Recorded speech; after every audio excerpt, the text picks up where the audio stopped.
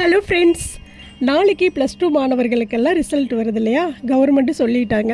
அதனால் நாளைக்கு எல்லாருக்கும் +2 எழுதக்கூடிய அத்தனை குழந்தைங்களுக்கும் ஆல் தி பெஸ்ட், நல்ல மார்க்கு வாங்குவீங்க அப்படிங்கிற நம்பிக்கையோடு இருங்க, பயந்துக்காதீங்க.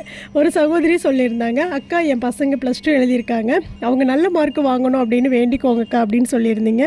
கண்டிப்பாக சகோதரி நல்ல மார்க்கு வாங்குவாங்க, கவலைப்படாதீங்க. மார்க்கு கம்மியாக இருந்தாலும் பசங்களை திட்டாதீங்க.